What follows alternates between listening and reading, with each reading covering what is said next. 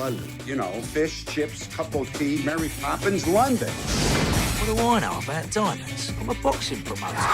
I've got a bare knuckle fight. I want to use the pike in. Especially wrestling. Sherlock Holmes.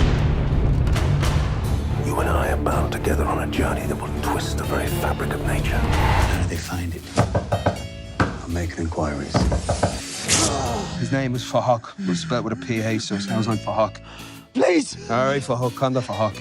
Please! Was that a walk of a geezer? Or a crowd pleaser? نعم يا أصدقائي، هذه كانت أفلام عصابات لندن اللي بدع فيها وقدم بعدها أضخم إنتاجات هوليوود. Finally, it's Guy Ritchie.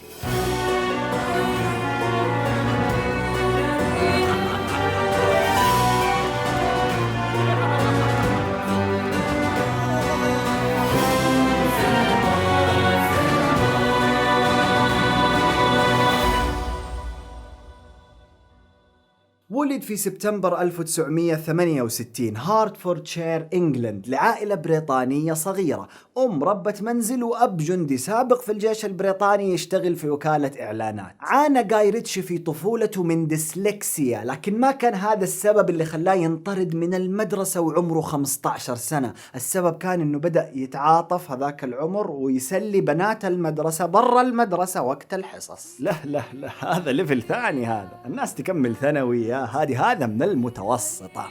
الديني بدون تعليم وخلال 10 سنوات من العطالة والوظائف العشوائية، شال طوب، صب كحول في بارات، وكان يتعرض للسينما بين الحين والآخر. ويقول إنه الكلاسيكي بوتش كاسيدي and the Sundance Kid كان الفيلم اللي أشعل داخله شرارة الرغبة في تجربة هذا العالم. فلما جاله أحد أصدقائه وعمره 25 سنة عرض عليه وظيفة رنر في ست حق فيديو كليب، وافق مباشرة. A runner is exactly that. بمعنى ولد أجري جيب قهوة ولم الكيابل هذه اللي على الأرض في الطريق كذا، أجري كذا بس بشوفك تجري، أجري روح جيب ولاعة لعمك خليل، أنت لسه قاعد أجري. نعم. From my 25th birthday I started running, which is effectively tea making, and then after I did that for a year or so I then made music videos. It's just the linear way to go into making features. ومن بعدها يا صديقي وخلال 3 سنوات يشتغل ريتشي ويتعلم ويبدأ السلم من القاع، من رنر لمساعد إنتاج لمساعد مخرج، إلى أن أصبح مخرج إعلانات تجارية وكليبات محترم. ولما سألوه ليش ما دخلت مدرسة صناعة أفلام هذيك الفترة، كان جوابه إنه الأفلام اللي يسووها خريجي المدارس تطفش. You know, that's what the whole job cost, and I got $5 grand. And from the $5 I made a short film. From a short film then I started writing, so finding out about the world of writing, and then from that I wrote a feature called Lock, Stock and Two Smoking Barrels. وفي 1995 ريتشي يصير معاه فلوس طيبة سواها من الإعلانات وأسلوبه السريع المميز، فيصنع فيهم فيلمه القصير الوحيد The Hard Case، قصة 4 شباب وصاحبهم المقامر اللي يجمعوا مبلغ ضخم ويدخلوا فيه لعبة بوكر ويخسروه. مدته 20 دقيقة، موجودة على يوتيوب لو حابب تشوفه. The Hard Case تقدر تصنفه المادة الخام اللي قدر يقنع فيها فريقه والممولين إنهم يدعموه ويطوروا عشان يعطينا فيلم الروائي الطويل الأول Lock, Stock and Two Smoking Barrels. لكن قبل ما نتكلم على Lock, Stock ومسيرة هذا البريطاني اللاسع اللي فيها 11 فيلم، دعونا نتريث قليلا ونسأل السؤال الكوني.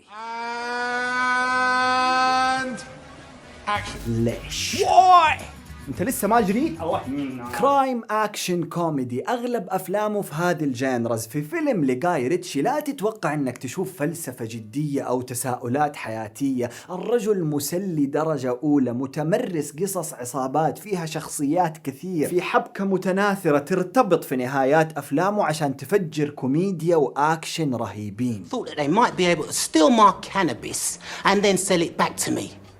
Is this a declaration of war? ماضيه في الإعلانات التجارية والكليبات واضح جدا على أسلوبه السريع، عنده انترو كريديتس مميزة جدا في بدايات أفلامه، معمولة بطريقة كرياتيف ومسلية، ودايما في فويس أوفر ناريشن يوجهك خلال القصة ويعرفك على الشخصيات. يحب يقسم الشاشة ويستخدم السلو موشن في لقطات الأكشن باحترافية، بالإضافة لكت سريعة في مونتاجات تختصر لك أحداث كثير في ثواني. It's style over substance يا صديقي، وممكن ما يعجبك وتشوفه over stylized وأقدر أفهمك.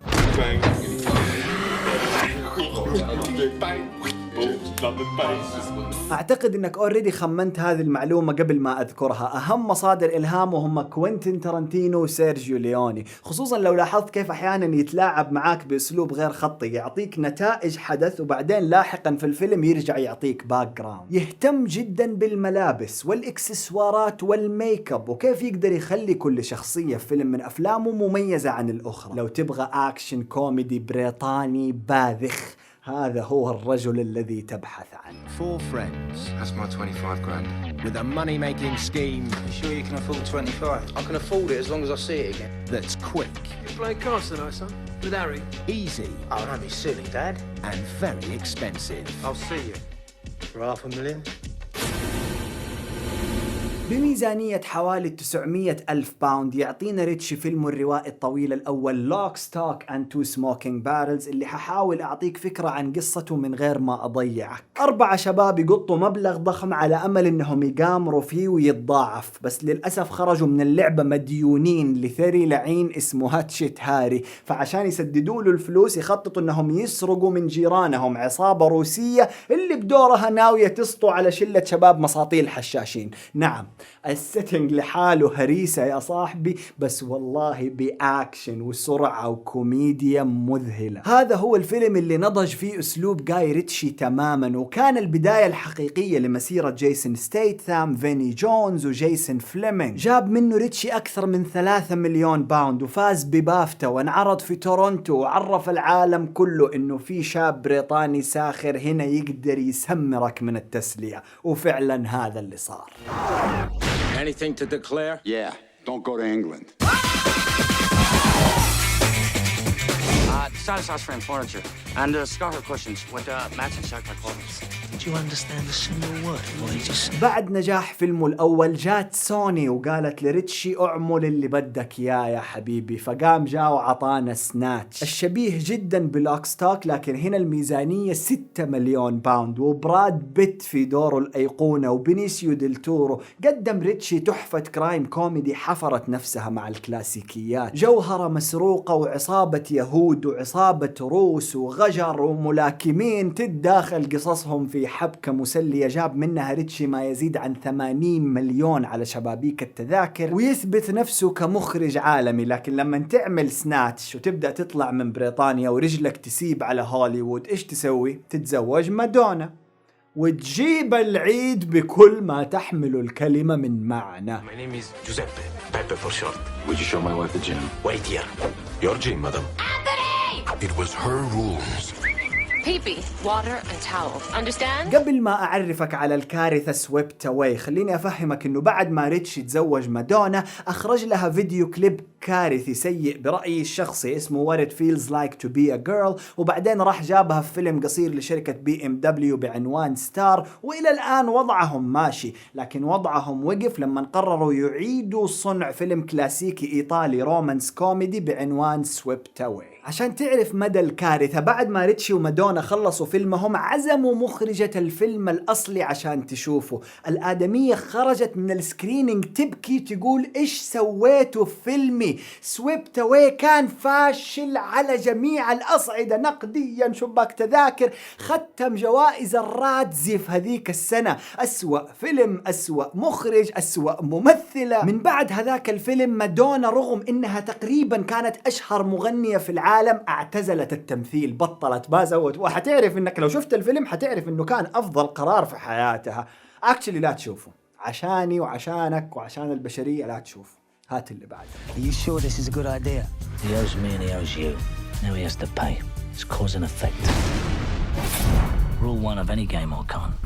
You can only get smarter by playing a smarter opponent. وفي 2005 يجيب صاحبه جيسون ستيتثام ويحاول يرجع لمنطقة راحته، العصابات والشخصيات الكثير، بس للأسف جاي ريتشي في هذه المرة دخل بعمق بزيادة وعطانا فيلم غريب، قصة مقامر يخرج من السجن بهدف إعادة جمع أمواله والانتقام من ثري لعين بأداء راي ليوتا في أسوأ أداءاته اللي شفتها له. الفيلم برمزيات دينية وفلسفية، المفروض بيكلمك عن الإيجو وصوتك الداخلي يسوي وكيف ممكن يتحكم فيك، بس كل هذه الحاجات أنا اضطريت إني أقرأ عشان أفهمها، لأني ما خرجت من الفيلم بأي فهم أو أي معاني. في ريحة ريتشي هنا وهناك، في عصابات، أكشن جيد، كوميديا ميتة ما كانت جيدة، ريفولفر فشل على الشبابيك وفشل نقديا، ورغم كل هذا ما زال جاي ريتشي مصر إنه العالم ما فهمه. على كيفك يا صاحبي. Times are changing. They ain't no respecters of the old school. What's it going to cost me? 7 million euros. Call the accountant. I need 7 million euros. 7 million. What do you want? وفي 2008 يرجع ريتشي أخيرا يا رجل، رغم انه روكن رولا ما هو خرافي ولا بقوة سناتش ولوك ستوك، لكن مقارنة بآخر فيلمين تحفة فنية. روسي لعين يبغى يسيطر على عقار في مدينة لندن، فيستعين برجل أعمال لعين مسيطر على المدينة، فيتم مقاطعة هذه العملية من قبل عصابة شباب لعناء رهيبين، جيرارد باتلر وإدريس ألبا وتوم هاردي قبل ما يصيروا نجوم درجة أولى، بالإضافة للولد من حلقة The Entire History of You من بلاك ميرور بدور رائع، بالإضافة لميف من ويست وورلد بدور مختلف. رجعت فيه لياقة ريتشي الكوميدية وعطانا مشاهد أكشن جيدة وحوارات مقبولة، جاب منه 25 مليون أرباح من 18 مليون ميزانية، وقال للعالم أنا لسه موجود.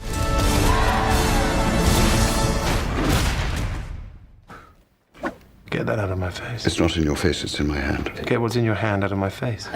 They've been flirting like this for hours. روايات المحقق الأشهر في التاريخ شيرلوك هولمز للكاتب آرثر كونان دويل اتقدمت في أعمال مختلفة سينمائية وتلفزيونية. يمكن مسلسل البي بي سي أقرب لقلبي، لكن ما حد يقدر ينكر إنه العالم اللي صنعه ريتشي أخاذ. أسلوب ريتشي في تجسيد طريقة تفكير المحقق العبقري خرافية. روبرت داوني جونيور وجود لو بأداءات ممتازة، برودكشن ديزاين رائع وموسيقى رهيبة. شيرلوك هولمز 2009 ترشح لأوسكارين وحطم شبابيك التذاكر بمئات الملايين، وأدى أنه الاستوديو يطلب من جاي ريتشي جزء ثاني بأي ثمن. Mr. Holmes, I have a feeling you're in danger. Are you sure you want to play this game?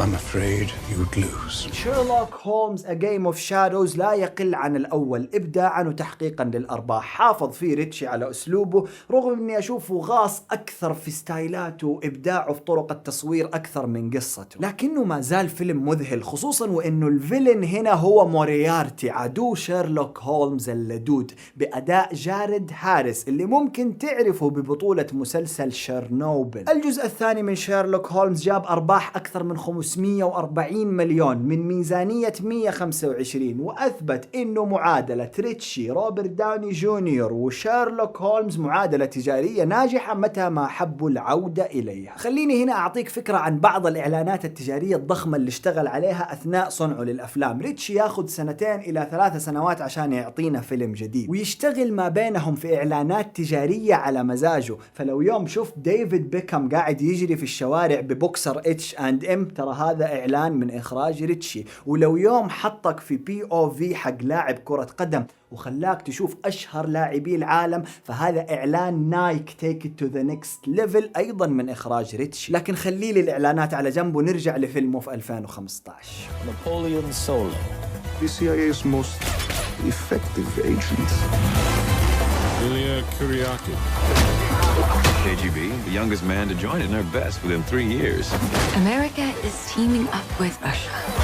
مبني على مسلسل الجاسوسية الأمريكي الكلاسيكي الشهير The Man from Uncle. القصة تصير في الستينات، جاسوس أمريكي وآخر سوفيتي يتحدوا مع بعض في مهمة ضد منظمة ممولة من النازيين. أنا ما شفت المسلسل بس الفيلم مسلي جدا. البريطاني عالج القصة بكوميديا رهيبة ومشاهد أكشن جديدة، وصور عالم الستينات بطريقة مذهلة. بطولة هنري كافيل وآرمي هامر. نجح على شبابيك التذاكر بس ما ولع يعني كثير ولا ترشح لأي جوائز. This is your proxy, the man who pulled Thor from stone. Behold, your born king.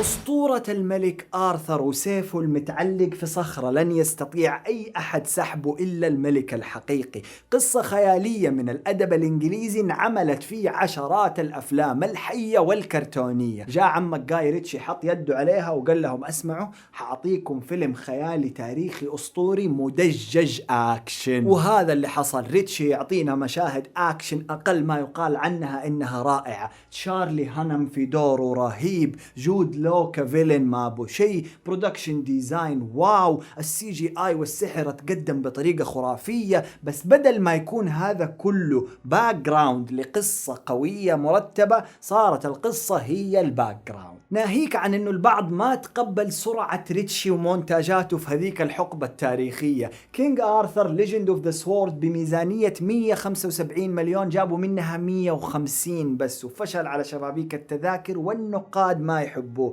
رغم انه عبادي يحبه كثير. يب كلمناهم قلنا لهم ترى عبادي، قال لك ما نعتذر آسفين. Hey, can you make me a prince? There is a lot of gray area in make me a prince. I could just make you a prince. Oh, no. Y'all see my palace? You look like a prince on the outside, but I didn't change anything on the inside. Showtime. وفي 2019 ينطلب من ريتشي انه يعطينا النسخة الحية من فيلم علاء الدين. طبعا قصة علاء الدين انت تعرف انها احدى روايات ألف ليلة وليلة من الادب العربي، لكن على يد ديزني من ايام الانيميتد والى نسخة اللايف حقت ريتشي صارت ادب عربي هندي امريكي بريطاني كله شغال. وبغض النظر عن المغالطات الثقافية الفيلم مسلي. ديزني لعبوها سيف واعادوا تصوير القصة بنفس الاحداث والاغاني المشهورة اللي نحبها، وجابوا ويل سميث عشان يعطينا دور الجني بلمسة فريش برنس اوف بيل اير حقته اللي كانت رائعة صراحة. علاء الدين ما بين كل النسخ اللايف اللي حاولت ديزني انها تعيد صنعها كان الاقوى بالنسبة لي. تخطت ارباحه حاجز المليار، واخيرا جاي ريتشي قدر يسوي فيلم يفرجوا اطفال. I am not for sale. The plot begins to thicken. Now, I can't be specific about the heroes and zeros, but our protagonist is a hungry animal. واخيرا يا صديقي نصل لذا جنتلمان. بعد ما انشهر ريتشي عالميا وسوى افلام وقصص مختلفة يرجع لمنطقة راحته، يجيب ماثيو ماكونهي وتشارلي هانم ويعمل لهم قصة عصابات ومخدرات تسير احداثها في لندن مسلية اللعن. الفيلم بعد ما شفت كل افلام ريتشي ووصلت له كانت يعني زي الكرزة اللي تحطها على الكيك، كيفني على المستوى الشخصي. لاحظوا هيو جرانت وشخصيته كيف مهووسة بالسينما في حواراتها، ولاحظوا ايضا كولين فارل ولهجته القاتلة. بميزانية 22 مليون يجيب منها ما يزيد عن 114 مليون، الى ان جاء كورونا ووقف العروض والمهرجانات والاوسكارز وخلانا قاعدين انا وانت في البيت نتأمل مسيرة جاي ريتشي. وهذا هو الجزء الممتلئ من الكأس، فلا تهلع. It's been emotional. تقول الأخبار إنه فيلم ريتشي القادم حيجينا في 2021 واسمه على IMDb كاش تراك، وتقريبا القصة عن شخص يشتغل في شاحنة نقل أموال داخل مدينة لوس أنجلوس، وطول ما في شاحنات سيارات وأموال تأكد إنه جاي ريتشي حيعطيك جرعة كوميديا وأكشن مسلية. I think as long as you enjoy your job, then it's not work. So I don't find it particularly taxing. ختاما احنا استعرضنا مسيرة ولد طائش من شوارع بريطانيا بدأ حرفيا من القاع واشتغل على نفسه وكون شغفه، وقدر بهذا الشغف انه يسلي الناس ويمتعهم بصريا ويصنع من هذه المهنة مكانة وثروة هائلة. قل لي انت ايش فيلم جاي ريتشي المفضل عندك تحت في التعليقات، ومين في مخرجين اخرين تبغانا نفتح جماجمهم في الاسابيع القادمة. زر السبسكرايب اللي هو الاشتراك اللي لونه أحمر حيساعدنا كثير، واللايك حيخلي الفيديو يوصل لأكبر عدد ممكن من الناس، ودايما كون فيلم.